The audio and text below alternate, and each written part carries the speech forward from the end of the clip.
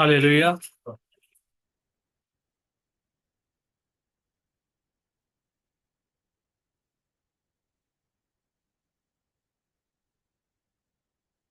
एक हम लोग वचन को पढ़ेंगे। मत्ती इसका 24 अध्याय और 24वें वचन को पढ़ेंगे। मत्ती याचा 24वा अध्याय आणि 24वा वचन। क्योंकि झूठे मसीह और झूठे भविष्यवक्ता उठ खड़े होंगे हाँ, और बड़े चिन्ह और अद्भुत काम दिखाएंगे कि यदि हो सके तो चुने हुओं को भरमा दे। बस आइए हम उस वचन के लिए प्रार्थना करेंगे। हालेलुया, स्तुति धन्यवाद करते खुदावन, राजाओं का राजा, प्रभु का प्रभु, अब्राहम, इसहाक और याकूब के खुदा। प्रभु जी, ये सांझ के समय में आपके भवन में आपके चरणों तले लेन दिन नम्र होकर प्रार्थना करते प्रभु जी। पढ़ा गया वचन आपका है, आपका वचन आत्मा और जीवन है प्रभु जी। इस आत्मा के द्वारा प्रभु जी, वचन के द्वारा आप हमसे बातें कीजिए। इस वचन को समझने के लिए प्रभु जी, जो गहराई चाहिए वो गहराई का ज्ञान आप उंडेलने के लिए हम लोग प्रार्थना करते हैं प्रभु जी। हर एक के हृदय को आप खोलने के लिए और वचन को अंगीकार करके प्रभु जी उस बीज बोने के लिए और बहुत गुना से फल लाने के लिए प्रभु जी, हम हर एक हृदय को आप तैयार करने के लिए हम लोग प्रार्थना करते हैं प्रभु जी। लॉर्ड, हम घटने दीजिए, आप बढ़ने दीजिए और आप काम का महिमा करवा के लीजिए प्रभु जी। लॉर्ड, कौन सा भी नेटवर्क का इशू, कौन सा भी टेक्निकल इशू नहीं होते प्रभु जी। सारे चीजों को सही रीति से करके सिर्फ और सिर्फ आपका नाम का महिमा होना है। सारी चीजों को आपके हाथों में सबते नासरी यीशु मसीह के नाम से मांगते हैं, सुन के कबूल कीजिएगा, आमीन। ये हम लोग बैठ जाएंगे।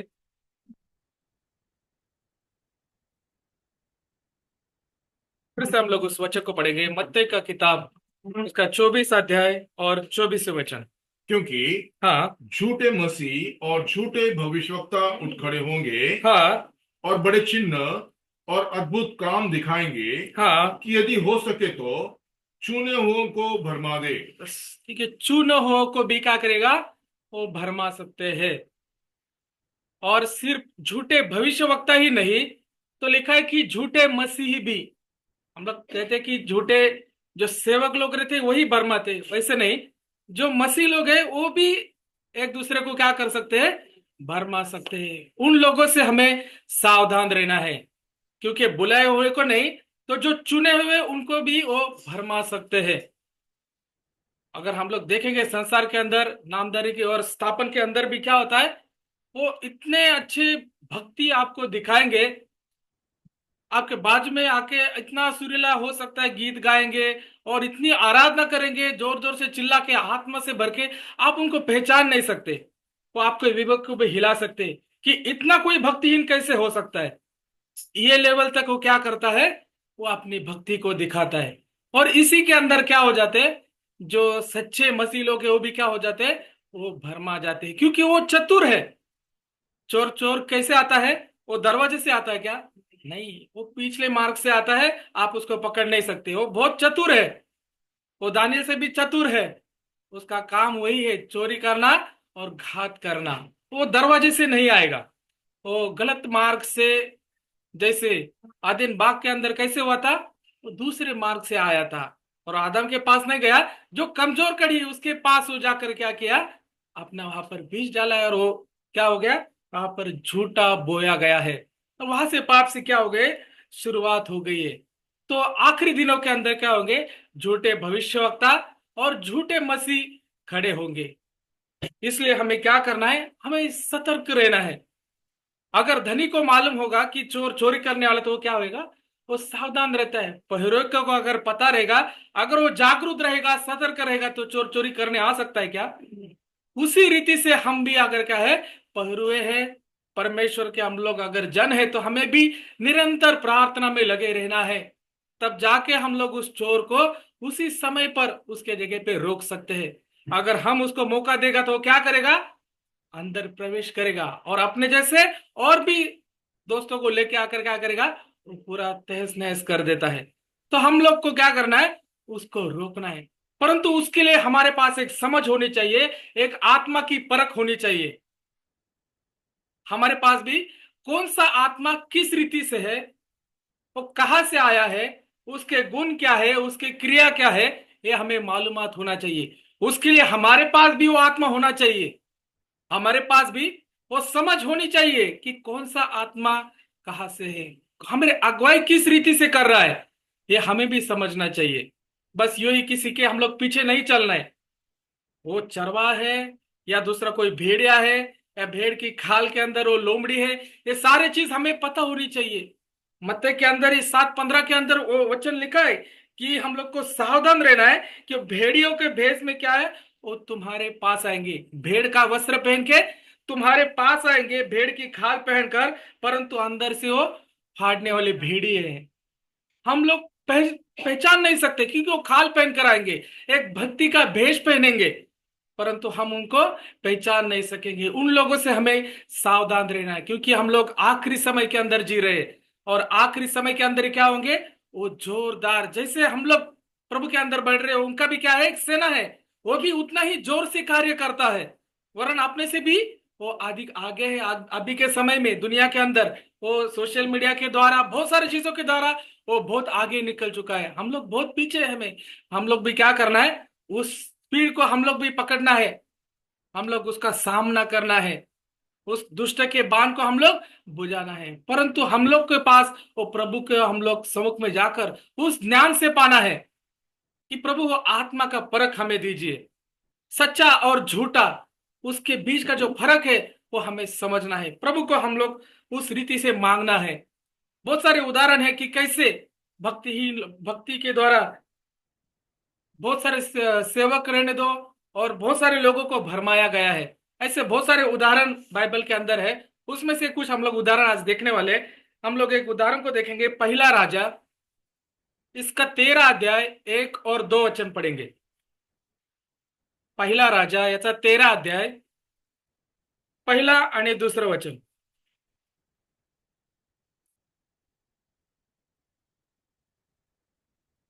तब यहोवा से वचन पाकर हाँ परमेश्वर का एक जन यहूदा से बेतेल को आया, हाँ और यरोबाम धूप जलाने के लिए वेदी के पास खड़ा था। हाँ उस जन ने यहोवा से वचन पाकर हाँ वेदी के विरुद्ध यूं पुकारा, हाँ वेदी हे वेदी, यहोवा यूं कहता है कि सुन, दाऊद के कुल में योशिय्याह नामक एक लड़का उत्पन्न होगा। हाँ वह उन ऊंचे स्थानों के याजकों को जो तुझ पर धूप जलाते हैं तुझ पर बलि कर देगा, हाँ। और तुझ पर मनुष्य की हड्डियां जलाई जाएंगी। बस बस बस, देखिए यहां पर लिखा है कि यहूदा से एक जन परमेश्वर की ओर से वचन पाकर आया है।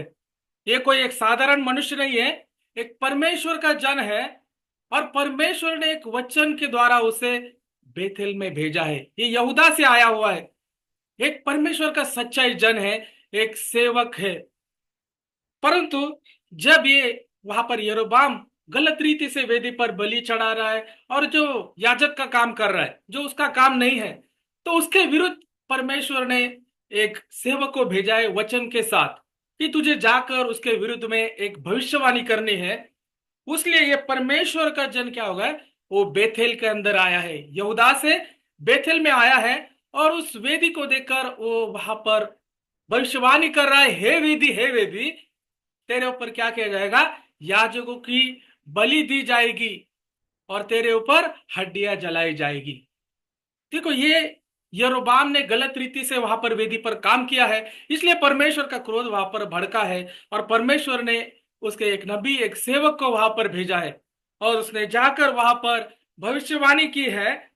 और उसने वहां पर एक चिन्ह दिया है, उसका चिन्ह ये होगा कि वेदी क्या हो जाएगी, टूट जाएगी और उसके ऊपर से राख गिरेगी। ये उसका चिन्ह होगा कि वो परमेश्वर की ओर से है क्या नहीं। देखो परमेश्वर किसी नबी को या भविष्यवक्ता को भेजता है तो कुछ ना कुछ एक चिन्ह देता है, वो कंफर्मेशन होता है कि अगर वो घटित हुआ तो परमेश्वर का जन है। अभी इसी रीति से परमेश्वर ने भी इस सेवक को, उसके जन को वहां पर भेजा है। जब उसने ये प्रचार किया, भविष्यवाणी की, उसी समय पे यरोबाम ने क्या किया, उसको पकड़ने के लिए हाथ आगे किया। उसी समय उसका हाथ सूख गया है और वो पीछे भी नहीं कर पा रहा है। और उसी क्षण में वेदी दो भाग हो गई और उसके ऊपर से राख गिर गई, मिट्टी गिर गई करके लिखा है। मतलब वो भविष्यवाणी वहां पर कंफर्म हो गई कि ये परमेश्वर का जन है। अभी यरोबाम को डर लग गया यरबाम समझ गया कि उसने जो बोला है वो घटित हुआ है, ये परमेश्वर का जन है। वो तुरंत नम्रता के अंदर आ गया। मुझे पता है तू परमेश्वर का सेवक है, इसलिए तो अभी एक काम कर, तेरे परमेश्वर से मेरे लिए प्रार्थना कर कि मेरा ये हाथ ठीक हो जाए करके। अभी वो सच्चा ही सेवक है, उसने वहां पे इनकार किया क्या? नहीं। वो अपने शत्रुओं पर भी प्रेम करेगा, वही एक सच्चा ही सेवक होता है। उसने उसके लिए प्रार्थना किया, कोई इनकार नहीं किया। अगर वो बोल सकता था, अरे तू तो मेरे लिए पकड़ने वाला था, तू जब मुझे मार डालने वाला था, मैं तेरे लिए प्रार्थना नहीं करूंगा, ऐसे नहीं। वो सच्चाई सेवक नहीं हो सकता। वो अपने विरोधियों पर, अपने शत्रुओं पर भी प्रेम करेगा। इसलिए उसने वहां पर उस यरबाम के लिए क्या किया? प्रार्थना किया, और उसी क्षण उसका हाथ ठीक हो गया है। और जब उसने देखा कि उसका हाथ ठीक हो गया है, तो उसके आगे बहुत सारा चीज घटित हुआ है। परंतु परमेश्वर क्या करता है? अपने सेवक को एक चिन्ह के द्वारा कंफर्मेशन देता है। जैसे एलिया को, जैसे वो करमेल के पहाड़ पर क्या किया है, वहां पर भी परमेश्वर ने कंफर्मेशन दिया क्या? नहीं। वेदी उनके लिए भी था, बाल के पुजारी के लिए भी वेदी था, बलि इनके पास भी था चढ़ाने के लिए, उनके पास भी था। परंतु व्यवस्था के अनुसार नहीं था। जो बाल के पुजारी का था, व्यवस्था के अनुसार नहीं था। वो परमेश्वर की ओर से था क्या? नहीं। उन्होंने वहां पर नाच गाना किया, चिल्लाया, सुबह से लेकर शाम तक पुकारते रहे। आज मंडली के अंदर भी वही स्थिति है। वेदी के ऊपर क्या हो रहा है? नाच गाना हो रहा है। क्या चल रहा है? आज रॉक एंड रोल सब कुछ चालू है। मतलब वो कौन कौन सी आराधना है? वो बाल की आराधना हो गई। वो परमेश्वर के योग्य बलिदान है क्या? नहीं। परमेश्वर को नापसंद का चीज है वो। परमेश्वर कदापि उसको अंगीकार नहीं कर सकता। परंतु एलिया ने जब व्यवस्था के अनुसार सारी चीज किया, एलिया ने पहले क्या किया है? वहां पर वेदी को ठीक किया है। ये होता है व्यवस्था। उसको पता है याकूब ने जो वेदी बांधा है, अब्राहम इसहाक याकूब ने जिस तरह वेदी बनाया, उसी तरह उसने फिर से उस वेदी को बनाया है। मतलब अपने आप को उसने उस लायक बनाया है। वेदी क्या है? अपना हृदय है। पहला सेवक को अपने आप को सिद्ध करना होता है। अगर वो प्रचार करता है तो पहला वो उसका जीवन वचन के अनुसार है क्या नहीं, उसको परखना है। तब जाके वो वेदी के लिए, वो वहां पर प्रचार करने के लिए लायक होता है। एलिय्याह ने पहला वेदी को बनाया व्यवस्था के अनुसार। उसको किस रीति से बनाया, किस रीति से पत्थर रखना है, कितने पत्थर रखना है, उसको खड्डा करना है, कितना वो 3 मन वहां पर पानी डालना है, 3 बार डालना है, वो सारी व्यवस्था परमेश्वर की ओर से उसने पाया है। और उसने क्या, लोगों को क्या कहा, उसके अंदर बहुत ही एक भारी भारी विषय है, छोटे छोटे पॉइंट है उसके अंदर, परंतु वो बहुत मायने रखते हैं मेरे लिए। तो उसके अंदर हम लोग देखेंगे तो उसने लिखा है, उसके अंदर पढ़ेंगे वचन को। देखो वो क्या करता है, पहले व्यवस्था के अनुसार वो वहां पर एक वेदी को बनाता है। और वो वहां पर क्या कहता है, एलिया वेदी बनाकर वो पहले बोलता है कि तुम मेरे निकट आओ। वेदी के निकट आने के लिए नहीं बोल रहा है, वो क्या बोल रहा है? तुम मेरे निकट आओ, तब मैं जाके तुमको दिखाऊंगा कि परमेश्वर कैसे कार्य करता है। एक सच्चा सेवक आपको वेदी के ऊपर नहीं बुलाएगा, वो खुद वेदी पर रहेगा, परंतु आपको क्या करेगा? आपके जगह पर, सही जगह पर आपको होना है। वेदी के ऊपर किसी को भी अनुमति नहीं रहती। ये सारी चीज एलिया परमेश्वर से पाया है। इसलिए उसने कहा तुम मेरे निकट आओ, वेदी के निकट नहीं आना है। वो परमेश्वर कैसा है? हमारा परमेश्वर अग्नि में वास करने वाला परमेश्वर है। वो जलन वाला खुदा है, जो मूसा को नजदीक नहीं आने दिया, उसके जूते निकालने के लिए बोला। जो कोई पशु और पक्षी उस पर्वत को नहीं छूना है, ऐसे आज्ञा देने वाला हमारा परमेश्वर कैसा है? महान परमेश्वर है। उसके नजदीक हम लोग जा सकते हैं क्या? नहीं, क्योंकि वो भस्म करने वाला अग्नि है। ये सारी चीज एलिया जानता है। आप वेदी के नजदीक नहीं आना है, उसके साथ कभी खिलवाड़ नहीं करना है। आजकल हम लोग देखेंगे तो वेदी के ऊपर क्या कुछ नहीं होता है। छोटे छोटे वस्त्र पहनकर स्त्री पुरुष सभी को अभी अनुमति दी जा रही है। परंतु परमेश्वर वहां पर रह सकता है क्या? कदापि नहीं रह सकता। परमेश्वर को वो कदापि पसंद नहीं है। और भी अगर हम लोग वचन के अंदर देखेंगे तो और भी वचन पढ़ेंगे। पहला राजा इसका 13 अध्याय 17 से लेके 19 तक के वचन पढ़ेंगे। क्योंकि यहोवा के वचन के द्वारा मुझे ये आज्ञा मिली कि हाँ वहां ना तो रोटी खाना और न पानी पीना, हाँ। और जिस मार्ग से तू जाएगा उससे न लौटना। बस बस देखिए, अभी याराबाम को उस सेवक ने प्रार्थना किया और उसका हाथ ठीक हो गया। तभी वो आनंदित हो गया और उसने उस सेवक को कहा, अभी तू एक काम कर, तू मेरे संग चल, मेरे घर मेरे साथ खाना पीना कर। परंतु उस सेवक ने कहा, मुझे परमेश्वर की ओर से आज्ञा है कि मैं ना किसी के घर पे जाऊं, ना किसी के खाना खाऊं, ना पानी पीऊं, और सबसे महत्वपूर्ण बात यह है कि मैं जो रास्ते से जाऊं उससे फिर से नहीं लौटना है, उस मार्ग को फिर से नहीं लौटना है। देखो, ये परमेश्वर का जो शब्द सुना है उसके अनुसार चलने वाला एक सच्चाई सेवक है। तूने अगर मेरा तुझे आधा घर भी दे दिया तो भी मैं तेरे साथ नहीं आऊंगा करके उसने यारोबाम को बोल दिया। बहुत सारे सेवक लोग तो आज इसी के अंदर पड़े हैं। ऊंचे ऊंचे स्थान, ऊंचे वस्त्र, तो आप कितना उनके आगे पीछे करते हैं, इसी के अंदर पड़े रहते हैं। परंतु ये सेवक बोल रहा है, नहीं, परमेश्वर से मैंने आज्ञा पाया है तो मैं ना कुछ खाऊंगा ना पीऊंगा, तेरे साथ भी नहीं आऊंगा। और उसी वचन के अनुसार वो अपना मार्ग लेकर दूसरे मार्ग से वहां पर चला गया है।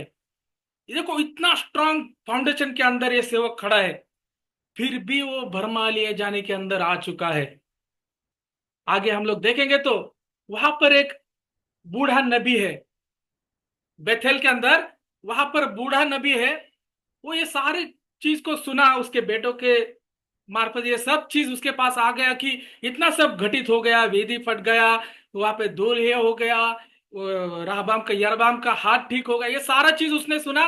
वो अचंभित हो गया बेथेल का नबी, और उसने चाहा कि मैं जाके उस सेवक से मिलूं। और अपने गधे पे बैठकर वो उस मार्ग पे जाता है जिस रास्ते से वो सेवक गया है, और उसको उस बाज के वृक्ष के नीचे उस सेवक को पाता है और उससे कहता है कि यहूदा से आया हुआ एक सेवक तू वही, तू तो नहीं? तो उसने कहा, "हाँ, मैं ही हूं।"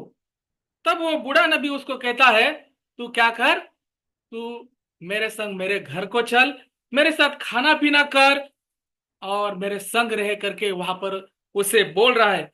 फिर भी वो सेवक बोल रहा है, नहीं, परमेश्वर ने मुझे आज्ञा दिया है तो मैं नहीं आ सकता, कि मैं खाना नहीं खाना है किसके पास, क्योंकि जो परमेश्वर एलिया को खिलाया वो परमेश्वर मुझे भी खिला सकता है। मुझे आज्ञा दिया है कि कहां पर भी जाना नहीं है और उस मार्ग से पीछे लौटना नहीं है। परंतु देखो, वो झूठा नबी उसके अंदर क्या कह रहा है, उसके अंदर हम लोग पढ़ेंगे, 18वें वचन को पढ़ेंगे। उसने कहा, हाँ जैसा तू नबी है हाँ वैसा मैं भी नबी हूँ। हाँ और मुझसे एक दूत ने यहोवा से वचन पाकर कहा हाँ कि उस पुरुष को अपने संग अपने घर लौटा ले आ, हाँ कि वो रोटी खाए हाँ। और पानी पिए। ये उसने उससे झूठ कहा। देखो, उसने क्या कहा, झूठ कहा। इसका मतलब वो कौन है? एक झूठा नबी है, झूठा भविष्यवक्ता है। एक सच्चे सेवक को जाकर वो झूठी बातें कह रहा है कि जो परमेश्वर तेरे को भेजा है वही परमेश्वर मेरे साथ भी बात किया है।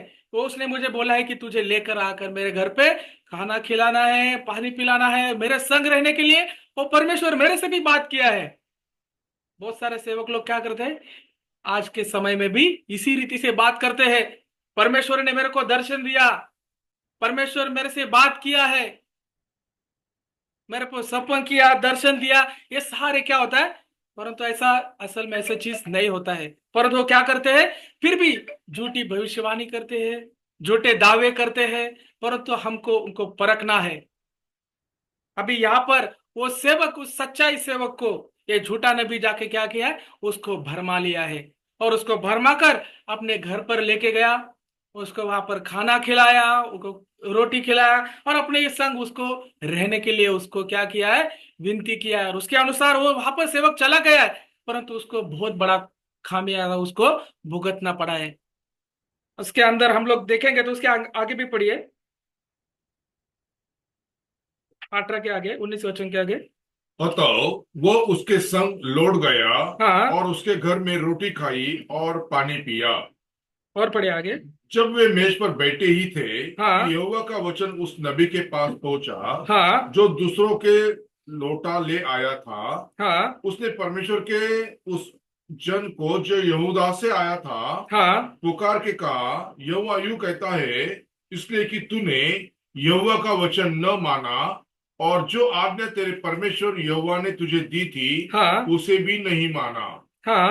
अगर परंतु जिस स्थान के विषय में उसने तुझसे कहा था उसमें न तो रोटी खाना और न पानी पीना, उसी में से तूने लौटकर रोटी खाई और हाँ पानी भी पिया।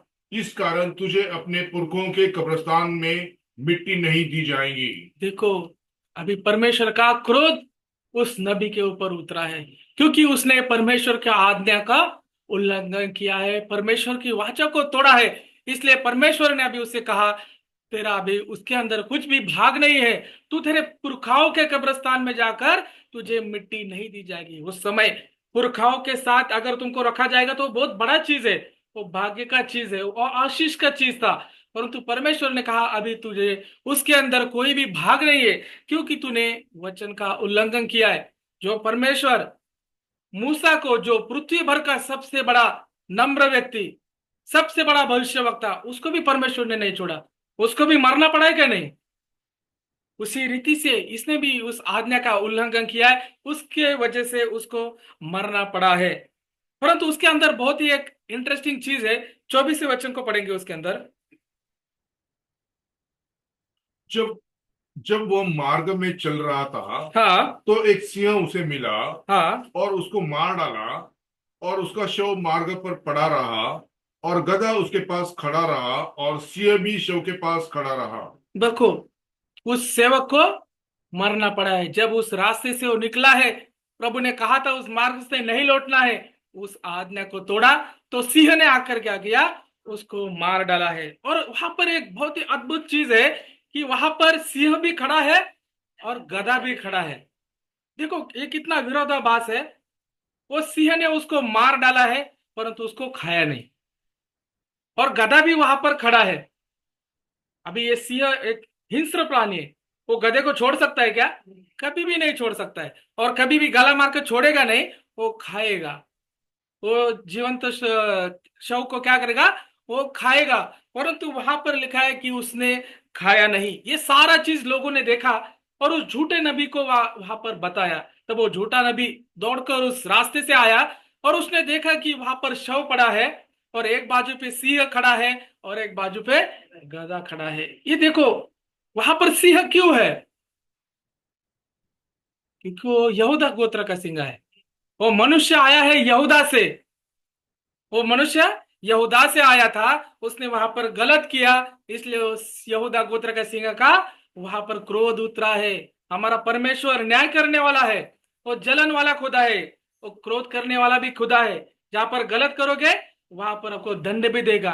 और वहां पर गधा क्यों है? तो वो नम्रता का प्रतीक है। हमारा परमेश्वर कौन है? दया करने वाले के ऊपर दया करने वाला परमेश्वर है। वहां पर दोनों भी है। अगर तुम गलत करोगे तो गलती के लिए वो यहूदा गोत्र का सिंगा है, अगर आप अच्छे भलाई के काम करोगे तो नम्रता का खुदा वहां पर ही है। ये परमेश्वर के दोनों क्या है, ये रूप है। वहां पर दोनों को, वहां पर परमेश्वर अपने गुणों को प्रकट कर रहा है, और ये सारी चीज उसने देखा है। फिर उस नबी ने क्या किया है, अपने गधे पर उस शव को लेकर वो अपने जगह पर लेके गया है। और उसके अंदर 29वें वचन को भी पढ़ेंगे। तब उस बूढ़े नबी ने हाँ परमेश्वर के जन का शव उठाकर गधे पर लाद लिया, हाँ और उसके लिए छाती पीटने लगा, हाँ और उसे मट्टी मिट्टी देने को अपने नगर में लौटा ले गया। हाँ। और उसने उसके शव को अपने कब्रिस्तान में रखा, और लोग हाय मेरे भाई वह कहकर छाती पीटने लगे। बस देखो, अभी ये झूठा नबी क्या कर रहा है, उसके शव को लेके गया और वहां पर उसके लिए अपने आप को क्या कर रहा है, पीट रहा है, छाती पीट रहा है कि इसको बहुत सारा वेदना हो गया। अभी इसको पता है कि उसने ही उसको भरमाया है, उसको ये झूठ बोलकर वहां पर लेके गया है, और उसी के कारण वो मरा है। ये सारा चीज मालूम होते हुए भी क्या कर रहा है, वो वहां पर छाती पीट रहा है, और उसको वहां पर बोल रहा है कि उसके कब्रिस्तान में उसको मिट्टी दी गई है। परंतु 31वें वचन के अंदर उसने बहुत अच्छा चीज, वो झूठा नबी है परंतु उसको वचन का ज्ञान है। उसने 31वें वचन के अंदर हम लोग पढ़ेंगे। फिर उसे मिट्टी देकर उसने अपने बेटे बेटे बेटे से कहा, हाँ जब मैं मर जाऊंगा हाँ तब मुझे इसी कब्रिस्तान में रखना हाँ। जिसमें परमेश्वर का यह जन रखा गया है। बस बस देखो, जहां पर ये परमेश्वर का सेवक रखा है, वो अपने बेटे लोग को बोल रहा है मैं मरूंगा तो उसी के बाजू में भी मेरे को रखना। देखो, इसको वचन का पक्का नॉलेज है, क्योंकि उसको मालूम है हड्डी के अंदर क्या होता है, जीवन होता है। उसने वो वचन पढ़ा है जो एजेकिएल 37 के अंदर है। हड्डियां कैसे वो क्या होती है, एकत्र होती है, वो सारे चीज उसको पता है। उसने एलियशा के बारे में भी सुना है। एलिशा का शव जब रखा था वहां पर, लोग एक शव को लेके जा रहे थे, उन्होंने देखा कि एलिशा को वहां पे रखा है। उन्होंने जाकर भी एक मनुष्य को वहां पे डाल दिया। उसके शरीर उसको टच हो गया तो क्या हो गया, तो जिंदा हो गया। उसको पक्का मालूम है हड्डी के अंदर जीवन है। ये सच्चाई परमेश्वर का सेवक था। अगर मेरे को भी उसके बाजू में रखोगे तो मैं भी हो सकता है कि उसके अंदर उस उठा ले जाने के अंदर आ सकूं। देखो, ये पक्का नॉलेज उसके अंदर है, परंतु वो एक झूठा नबी है। उसके द्वारा एक सच्चाई नबी क्या किया गया, भरमाया गया है। एक सेवक भरमाया जा सकता है, तो एक मसीह की क्या गिनती है, हमारी क्या गिनती है। हमारे पास क्या धार्मिकता है इतनी, हम अपने आप को परखना चाहिए। हम लोग जानना चाहिए हमारी अगुवाई कौन कर रहा है, हमारा चरवाहा कौन है, कौन सा आत्मा हमको चला रहा है, उसके क्रिया क्या है, उसके गुण क्या है। हम लोग परमेश्वर से मांगना है, क्योंकि आखिरी दिनों के अंदर तो झूठे नबी उठेंगे ही उठेंगे, क्योंकि ये वचन वहां पर फुलफिल होना है। तो हमको सतर्क रहना है, निरंतर प्रार्थना करेंगे तो ही हम लोग क्या करेंगे, परमेश्वर से उस आत्मा को पा सकेंगे, कि हम लोग परखे जा सके कि हम लोग किसके पीछे चल रहे हैं। हम लोग भेड़िया के पीछे है या लोमड़िया के पीछे है, हम अपने आप को क्या करना है, जांचना है। और भी अगर हम लोग वचन को पढ़ेंगे तो यिर्मयाह की किताब 28वां अध्याय, यिर्मयाह नबी का किताब, इसका 28वां अध्याय 15 से लेकर 17 तक के वचन पढ़ेंगे।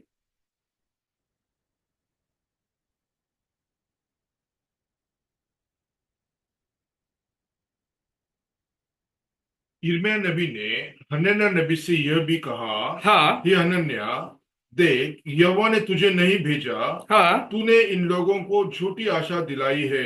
हाँ, इसलिए यहोवा तुझसे यूं कहता है, देख, मैं तुझको पृथ्वी के ऊपर से उठा दूंगा। हाँ, इसी वर्ष में तू मरेगा, हाँ। क्योंकि तूने यहोवा की ओर से फिरने की बातें कही है। इस वचन के अनुसार हनन्याह उसी वर्ष के 7वें महीने में मर गया। देखो, यहाँ पर एक और भी एक झूठा नबी है। वहां पर हनन्याह नबी ने भविष्यवाणी किया कि बाबिलोन का राजा जो नबूकदनेस्सर है, जिसने परमेश्वर के भवन के अंदर सब उसने गड़बड़ी किया, वहां से पात्र को लेके गया, बहुत सारे गुलाम को वहां पर वो लेके गया है। तब हनन्याह नबी ने भविष्यवाणी की कि परमेश्वर क्या करेगा, सारे चीजों को, सारे पात्र, सारे गुलामों को छुड़ा कर लेके आएगा। उसने क्या किया, यहाँ पर झूठा भविष्यवाणी किया है। परंतु यिर्मयाह वहां पर कह रहा है हनन्याह से कि तूने झूठी भविष्यवाणी की है, और तूने जो जुआ रहता है वो काठ का जुआ तोड़ दिया, परंतु तेरे ऊपर लोहे का जुआ क्या करेंगे, रख दिया जाएगा। क्योंकि तूने झूठी भविष्यवाणी की है, इसलिए तू इसी साल मरेगा। और उस वचन के अनुसार उसी साल उसको मरना पड़ा है। देखो, परमेश्वर क्या करता है, कंफर्मेशन के साथ ही अपने सेवक लोग को, सच्चे नबी लोग को वहां पर चलाता है। उसके वचन के अनुसार वहां पर क्या हो गया, उसको मरना पड़ा है। 15 वचन के अंदर हम लोग देखेंगे तो लिखा है, यिर्मयाह नबी कहता कि हनन्याह नबी, यहोवा परमेश्वर ने तुझे भेजा नहीं है, और तूने जो भविष्यवाणी की है वो झूठी भविष्यवाणी है। आखिरी दिनों के अंदर झूठे भविष्यवक्ता खड़े होंगे, हनन्याह जैसे वहां पर झूठे भविष्यवक्ता खड़े होंगे। हमको क्या करना है, सावध रहना है, हम लोग को सतर्क रहना है। हम लोग को आत्मा का परखने के लिए परमेश्वर से उस ज्ञान को हम लोग को क्या करना है, मांगना है। और भी हम लोग देखेंगे तो पहला राजा इसका 22वां अध्याय 6 से लेकर 8 तक के वचन को पढ़ेंगे। पहला राजा 22वां अध्याय 6 से लेकर 8 तक के वचन पढ़ेंगे। तब इज़राइल के राजा ने नबियों को, जो 400 पुरुष थे, इकट्ठा करके उनसे पूछा, हाँ, क्या मैं गिलाद रामोत से युद्ध करने के लिए चढ़ाई करूं या रुका रहूं? हाँ, उन्होंने उत्तर दिया, चढ़ाई कर, क्योंकि प्रभु उसको राजा के हाथ में कर देगा। हाँ, परंतु यहोशापात ने पूछा, क्या यहाँ यहोवा का और भी कोई नबी नहीं है हाँ जिससे हम पूछ ले? इज़राइल का राजा यहोशापात से कहा, हाँ हाँ, यिमला का पुत्र मिकाहा एक पुरुष और है हाँ। जिसके द्वारा हम यहोवा से पूछ सकते हैं, परंतु मैं उससे घृणा करता हूँ, क्योंकि वह मेरे विषय कल्याण की नहीं वरना हानि की ही भविष्यवाणी करता है। बस बस देखिए, उस समय आरामी और इस्राएली लोगों के बीच में हमेशा युद्ध होते रहते थे। इसलिए वहां पर लिखा है, राजा यहोशापात इजराइल के राजा के पास गया है और उन्होंने दोनों के बीच में चर्चा हुई है कि हमें युद्ध के लिए जाना चाहिए या नहीं जाना चाहिए। तब यहोशापात और राजा ने क्या कहा कि वहां पर बहुत सारे 400 नबी है। प्रॉफिट बहुत अच्छे बारे रीति से वहां पर बताते कि वहां पर 400 लोग हैं जो नामधारी संस्थाओं से सर्टिफिकेट लेकर आए हैं, जो बाइबल कॉलेज से पढ़कर आए हैं, ऐसे 400 नबी। और वो सभी के सभी 400 हिब्रू करके लिखे हैं। वो सभी के सभी इब्री है और वो परमेश्वर के वचन को अच्छी रीति से जानने वाले हैं। फिर भी उन्होंने वहां पर गलत प्रोफेसी किया है, भविष्यवाणी किया है कि तुम जाओ, तुम्हारे हाथ में परमेश्वर ने वो भूमि दे दी है। अभी के जो पैलेस्टाइन की भूमि है, उसी के लिए जो लड़ाई आजकल भी चल रही है, वो उस रीति से वहां पर लिखा है। मिकाया उसके बारे में बहुत अच्छा रीति से कहता है, वो एक सच्चाई भविष्यवक्ता है।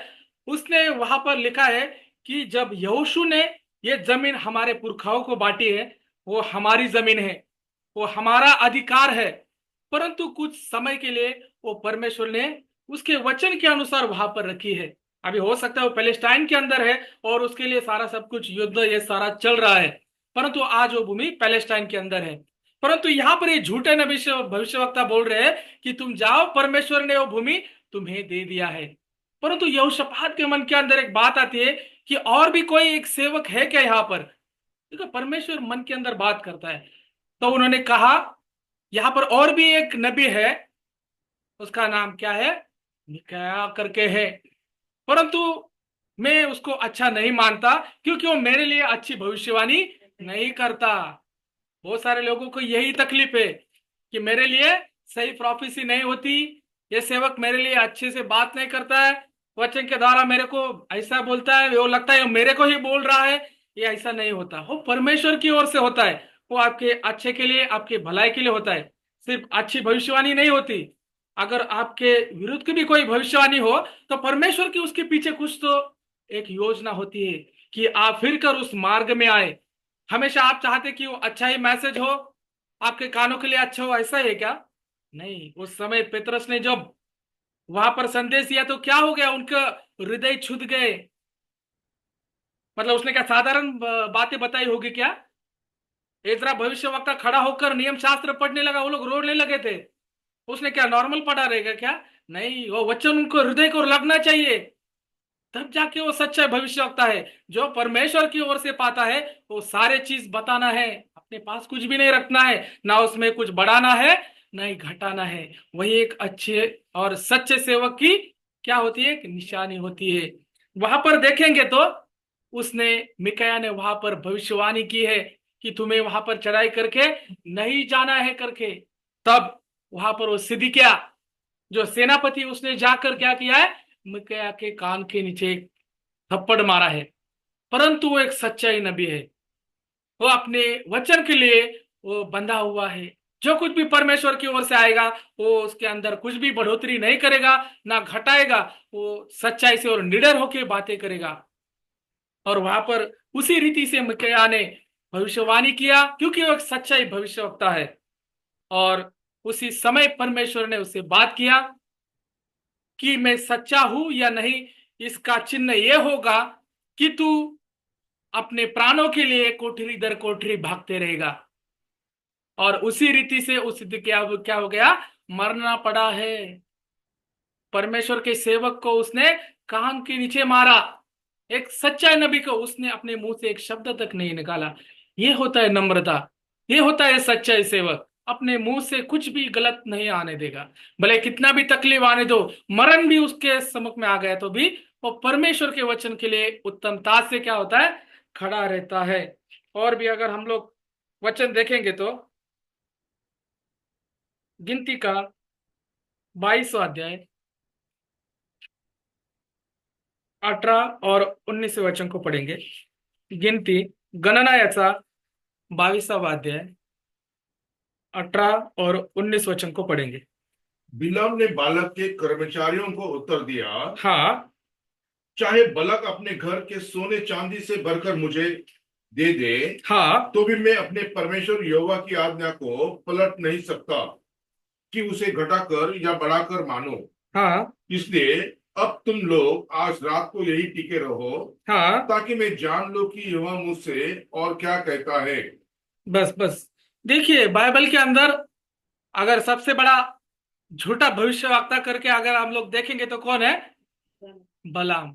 आप गूगल पे डालो, किधर भी डालो, तो सबसे बड़ा झूठा भविष्यवक्ता डालोगे तो पहला नाम किसका आता है? तो बलाम का ही आएगा।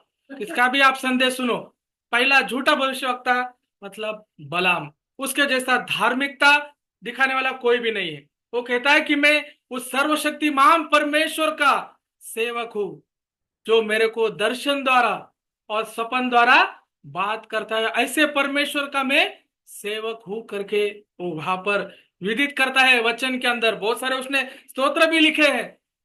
परंतु वहां पर जब बलाक ने उसको विनती कर कर इसराइली लोगों को शाप देने के लिए बुलाया, उसने परमेश्वर की वचन से और पाया, वचन पाया कि तुझे नहीं जाना है करके। उसने पहली बार सही रीति से उनको संदेश दिया कि मैं तुम्हारे साथ नहीं आऊंगा। दूसरी बार भी उन्होंने अपने लोगों को भेजा, फिर भी उन्होंने क्या कहा? मैं तुम्हारे साथ नहीं आऊंगा। परंतु जब तीसरी बार वो आया है, तब उन्होंने क्या कहा? वहां पर बलाम क्या कहता है? मैं तुमको पहले ही कह चुका हूं, अगर बलाम मुझे अपना आधी भी संपत्ति दे दे, सोना चांदी दे दे, कुछ भी दे दे, ऊंचे वस्त्र दे दे, तो भी मैं नहीं जाऊंगा। परंतु एक छोटा सा काम करो, आज के रात रुक जाओ। देखो, एक ही झरने से दो पानी निकल सकता है क्या? नहीं निकल सकता है। इसका मतलब उसके हृदय के अंदर पहले से ही कुछ तो था। वो अभिलाषा उसके मन में थोड़ी सी बची थी। परंतु अपने मुख से क्या बड़े बड़े बातें कर रहा है? मैं उस सेनाधीश परमेश्वर का सेवक हूं, उसके आज्ञा दिया है कि मुझे नहीं आना है। परंतु आप रुक जाओ, मैं एक बार फिर से परमेश्वर को पूछ लेता हूं। ऐसे होता है क्या? परमेश्वर एक बार बोल दिया तो बोल दिया, आमेन मतलब आमेन होता है। ऐसा ही होने दो, उसके आगे पीछे कुछ नहीं होता है। परंतु उसने क्या किया? तुम जो आज रात रुक जाओ, फिर से एक बार मैं हो सकता है तो परमेश्वर से बातें करता हूं। और परमेश्वर अभी क्या बोलेगा? परमेश्वर बोला अभी इसको परीक्षा में डालते हैं। दो बार तो इसने सुना नहीं, अभी इसको परीक्षा में डालते हैं। प्रभु बोला ठीक है, तू क्या कर, तो उनके साथ चला जा। परंतु उस परमेश्वर का क्रोध क्या हो गया? उसके ऊपर उतरा। उसके अंदर 19वें वचन को भी पढ़ेंगे। इसलिए अब हाँ तुम लोग आज रात को यही टिके रहो, हाँ। ताकि मैं जान लूं कि यहोवा मुझसे और क्या कहता है। देखो, परमेश्वर मुझसे और क्या कहता है? परमेश्वर ऑलरेडी कह चुका है। कौन ये बोल रहा है? परमेश्वर मुझे और क्या कहता है। हो सके परमेश्वर का मन चेंज हो जाए, और हो सकता है वो मेरा अभिलाषा पूरा हो जाए कि बलाम ने बहुत सारा चीज वहां पर रखा है। बलाक ने बहुत सारा चीज वहां पर रखा है। उसने मान सम्मान रखा है, बहुत सारा सोना चांदी रखा है। आजकल के सेवक लोग इसी आशा में पड़े हैं। आजकल पेट की सेवकाई चल रहा है कि मुझे किससे क्या मिलेगा, मुझे कैसे बड़े बड़े मान सम्मान रहेंगे। आधे से ज्यादा सेवक तो इसी के पीछे पड़े हुए हैं, इसी के अंदर पड़े हैं, वो बाहर ही नहीं निकल पा रहे। मैं अभी बहुत सारे दिन से मैं देख रहा हूँ कि स्थापन के अंदर से बहुत सारे लोगों से इंटरेक्शन भी हुआ है, और वो उनका भी मैंने सेवकाई भी देखा है कि कैसे उनका आगे पीछे उनके लोग भागते रहते हैं, कैसे उनको आगे आगे करते हैं, कैसे उनको ऊंचे ऊंचे आसन दिए जाते हैं, कैसे प्रलोभन दिए जाते हैं। मैं भी अभी नया नया इसके अंदर देख रहा हूँ ये सारे चीज। भाई लोग तो मेरे से बहुत ही अनुभवी है, परंतु मैं अब नया नया इसके अंदर क्या हो रहा हूं, अनुभव ले रहा हूं कि कैसे एक सेवक को इतना मान और सम्मान। परंतु परमेश्वर ने ऐसा नहीं कहा है। परमेश्वर ने कैसी सेवकाई दी है हम लोग को? सेवक लोग को कैसे भेजा है परमेश्वर ने? तुम्हारे पास ना झोली होनी चाहिए, ना तुम्हारे पास जूते होने चाहिए, ना कोई वस्त्र का दूसरे जोड़ होने चाहिए। वो किस रीति से होना चाहिए? आजकल सेवकाई कैसी होती है? मनुष्य के द्वारा दी गई। हम लोग व्यवस्था का पालन करते हैं क्या? करंथियंस के अंदर कैसे लिखा है? वो 30 साल का होना चाहिए, वो एक पत्नी का पति होना चाहिए, बाल बच्चों का पालन पोषण करना, अपना घर दार का सब रखवाली करना होना चाहिए, तभी वो मंडली की रखवाली कर सकता है। ये सारे चीज परमेश्वर ने रखा है। परंतु आजकल क्या होता है, अपने बच्चे लोग को भी क्या वेदी पर पे अनुमति दी जाती है, उसको सेवक का दर्जा भी दिया जाता है। ये सेवक का ही परमेश्वर अंगीकार करता है क्या? तो व्यवस्था के अनुसार ही नहीं है तो हम लोग क्या वेदी के ऊपर जा नहीं सकते? अगर लेवी के अंदर हम लोग देखेंगे तो परमेश्वर ने कितना कठोर ऐसा व्यवस्था दिया है। याजक लोग ने किस रीति से वेदी पर जाना है, कितनी बार जाना है, कैसे वस्त्र पहनने हैं, उसने कैसे अंतर वस्त्र पहनने हैं, किस रीति से वो पायरी को चढ़ना है, कैसी रीति से वेदी पर जाना है, ये सारी चीज दिया है। कोई उसको पालन, क्योंकि वचन हम लोग ने पढ़ा ही नहीं तो हम लोग कैसे उस वेदी को हम लोग महत्व देंगे? कैसे हम लोग डर से कांपते हुए उसके सम्मुख में जाएंगे? अगर वचन पढ़ा रहेगा तो मालूम होगा ना। हमको वचन ही नहीं मालूम तो डर कहां से आएगा? और वहां पर परमेश्वर का डर ही नहीं तो परमेश्वर का उपस्थिति वहां पर रहेगा क्या? नहीं रहेगा। ये क्या है? सब विग्रह आराधना है। ये परमेश्वर का पसंद का आराधना नहीं है। सच्चाई सेवक कैसे होता है? वो परमेश्वर की ओर से आना चाहिए। एक जो अनवाइंटिंग होता है कोई मनुष्य नहीं करता है, उसके लिए आपको परमेश्वर के सम्मुख में बैठना होता है कि मैं आपकी आराधना करना चाहता हूं, क्या मैं उसके लायक हूं क्या? आप उत्तर दीजिए। भविष्यवक्ता प्रॉफिट को परमेश्वर ने बचपन से ही चुना था। जब झाड़ के नीचे थे, गिलहरी के द्वारा परमेश्वर ने उनको संदेश दिया कि तुझे अपने शरीर को शुद्ध रखना है, न धूम्रपान करना है, न शराब, न कौन से भी अशुद्ध चीज को हाथ नहीं लगाना है। तेरे द्वारा मैं बहुत बड़ा कार्य करने वाला हूं। ये होती है कॉलिंग। कोई भी उठ के खड़ा हो जाएगा, बाइबल हाथ में रखेगा, शुभ्र वस्त्र पहन के, तो वो क्या सेवक होता है क्या? वो सेवकाई परमेश्वर की ओर से नहीं रहती। परमेश्वर की सेवकाई कैसी रहती है? वो आपको उस आत्मा के द्वारा चलाता है। जो आत्मा के चलाए चलते हैं वही उसके लोग हैं, उसके जन हैं करके लिखा है। परंतु व्यवस्था के अनुसार होना चाहिए। अगर कोई परमेश्वर की बुलावट है तो परमेश्वर के सम्मुख में आके बैठना है। तब परमेश्वर जैसे शमूएल को उस सेवकाई के अंदर बुलाया, उस बुलावट के अंदर लेके आया, जैसे प्रॉफिट को भी परमेश्वर उस बुलावट के अंदर लेके आया, हमको भी क्या करना है? परमेश्वर के सम्मुख में बैठकर इंतजार करना है। परमेश्वर की बुलावट का क्या करना है? इंतजार करना है। बहुत समय हो चुका है, मैं आखिरी एक वचन पढ़ के खत्म करूंगा। उत्पत्ति के अंदर हम लोग 18वें वचन को देखेंगे तो उत्पत्ति 18 अध्याय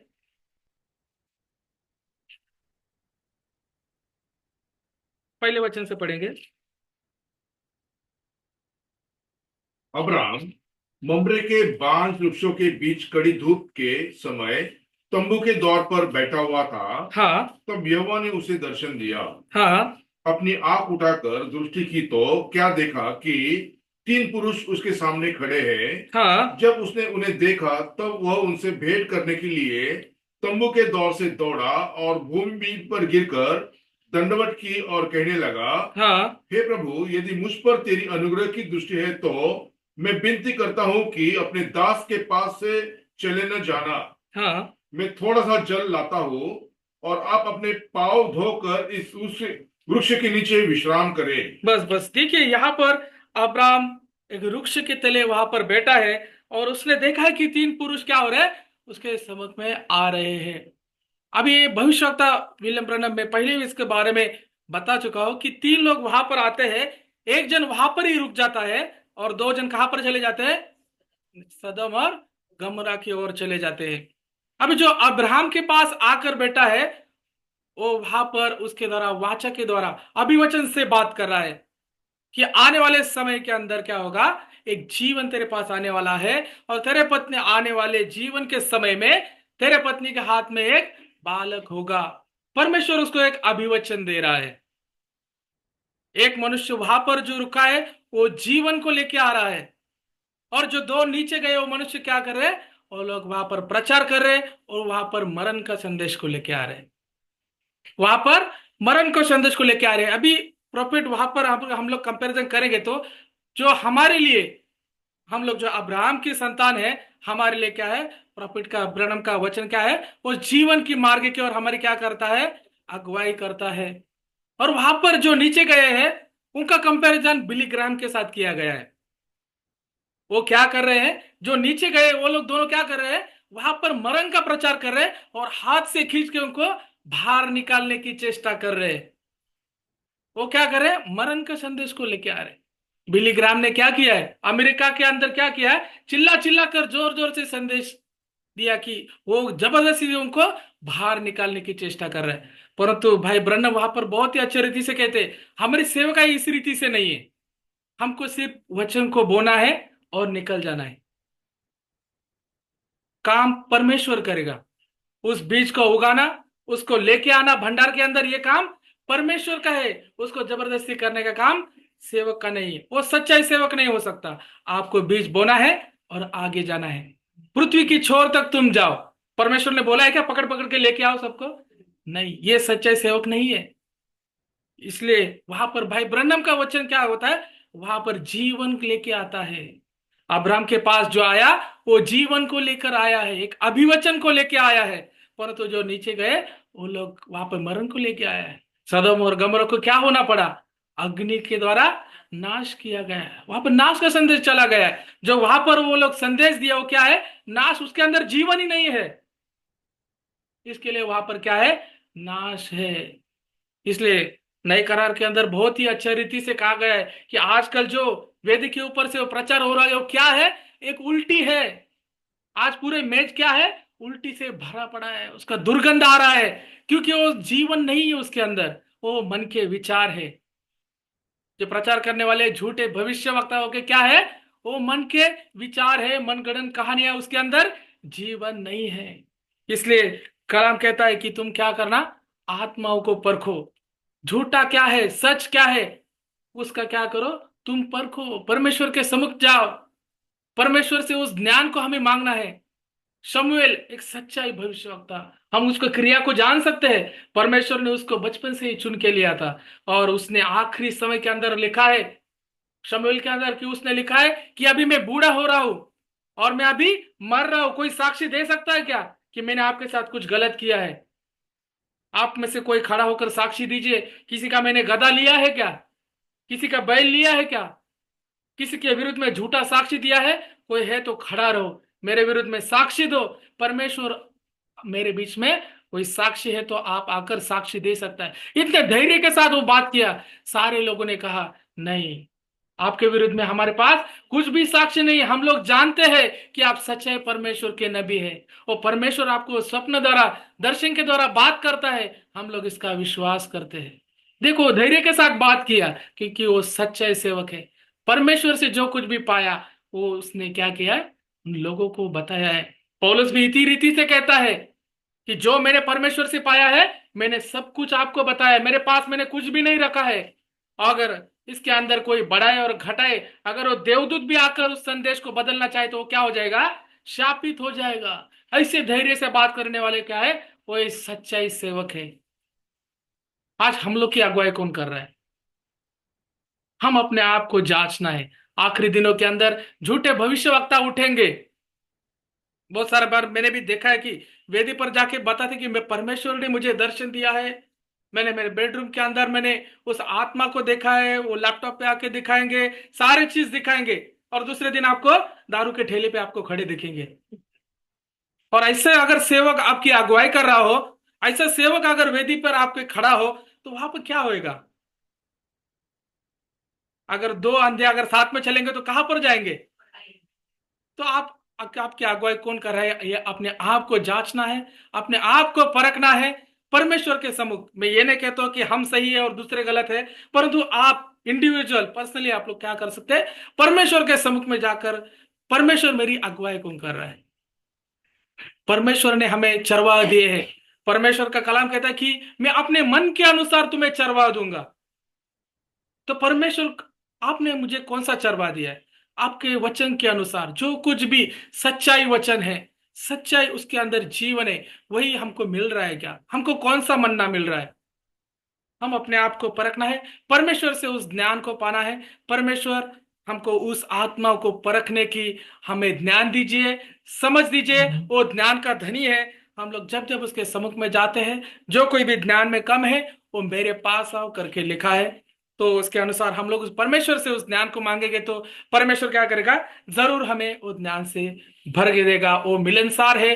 जो ऊपर से आने वाला ज्ञान कैसा है, शुद्ध है, पवित्र है, मिलनसार है, उसके अंदर कोई भी मिलावट नहीं है। वो आपको सही मार्ग पे आपकी अगुवाई करेगा। इस परमेश्वर के नाम का मैं धन्यवाद देता हूँ, उसने वचन के द्वारा बात किया।